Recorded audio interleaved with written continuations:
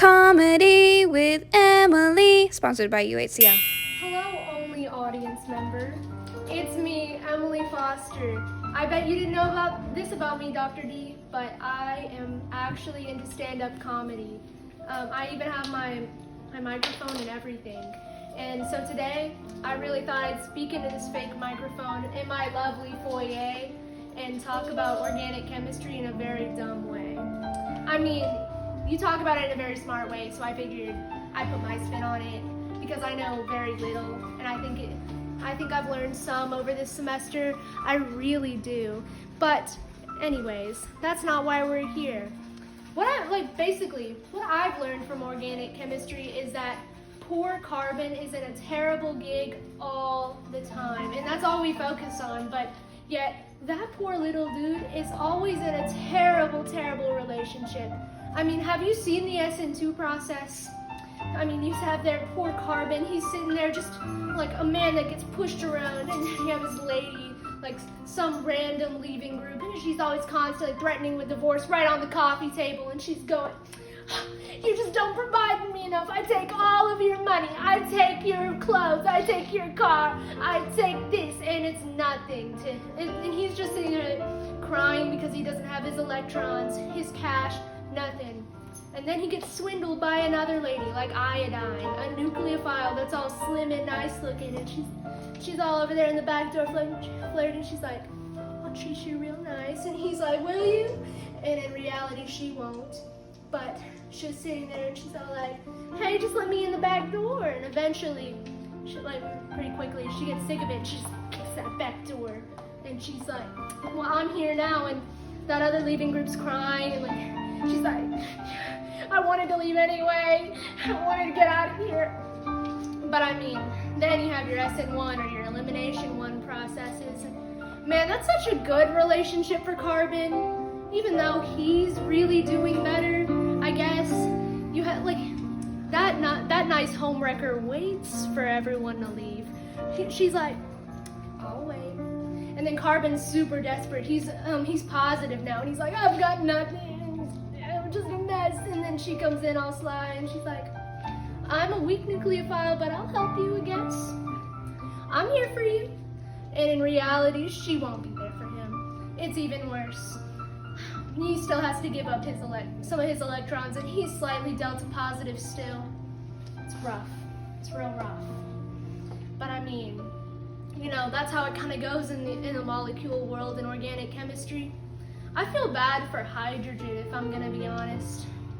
Hydrogen never did anything to carbon. It offers to move out of his way for hydride shifts. It doesn't really offer to leave, but because it's so small, hydrogen's like, "Guess I'll keep you around." Even though it's getting pushed around by everybody else, it's kicking around hydrogens. He was just helping make his 4 bonds, trying to give him something.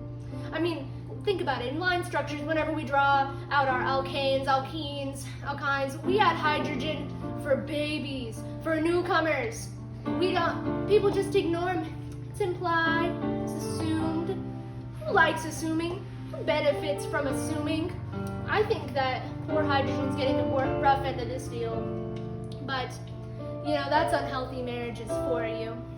There's love triangles going on, and everyone's just trying to take.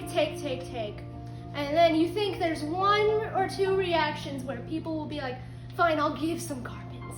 I'll make something out of this. I'll add something to this world." Those Grignard and Gilman reagents. But in actuality, I kind of imagine them as French chain smokers, if I'm gonna be honest. I think they're sitting over there, and if it's in excess, there's 2 of them or something, and one's sitting there smoking their really long carbon chain cigarette, like, "Well, mademoiselle, what should we do today?" And the other one's like, "Well, I guess we're sort of carbon minus. Maybe we should go add to some molecules." And the other one says in their terrible French accent, "Maybe you're right, but I mean, mademoiselle, someone has to lose. This is the real world. This is France. Someone has to get hurt in this love triangle we've created." And the other one's like, "You're right, mademoiselle. we're just gonna have to totally screw over some carbon yogurts. Maybe some extras on the side if there's both of us. And so they'll go over that poor carbon again, and they'll be like, "Qu'est-ce que ça va, we're French."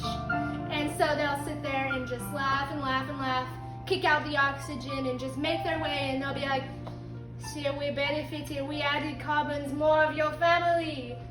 And that poor carbon will just have to accept it. I think that's terrible. You'd think there's so much carbon dating in the world, they'd be better at it. No. They sit there and it just goes on and on like that. I think that organic chemistry is great and all, but, you know, I really feel bad for carbon. I felt bad for him this whole semester. I thought carbon had it pretty easy, but, you know, at least it's what makes up you and me, but man, no wonder some people get sad. Their poor carbons are sad. But, you know, we get through it. Nature, I wish it were, you know, a little more orderly than it is. Like, I'm surprised that you and I are here, kind of. But, you know, I think it's great. Nature's so chaotic. We learned that in like day 1 in Gen Chem. And nature loves chaos, and I think the best version of chaos is resonance. Oh yeah, Dr. D, you knew I was going to talk about resonance. You knew. It was coming. It's the #1 answer in chemistry. It really is. Okay? I think resonance is the craziest thing ever for molecules. You know, people can't, like, they'll just move over their charges like it's no big deal, and they'll be like, "Oh yeah, we're more stable." Okay, but, you know, what I'm really confused about, if I go, "Oh, my hand itches. It itches a lot." I can't be like, "Oh, let me fix it and move it to like my thigh and then have like a hand on my thigh." That'd be really weird. But I guess we're not chaotic enough for that. I don't know. So what if I was? That'd be kind of fun. I think so. Well, you know, I just really love organic chemistry. I joke about it all day long, as you can tell. But I really hope that all of you have a great night, a great rest of your evening,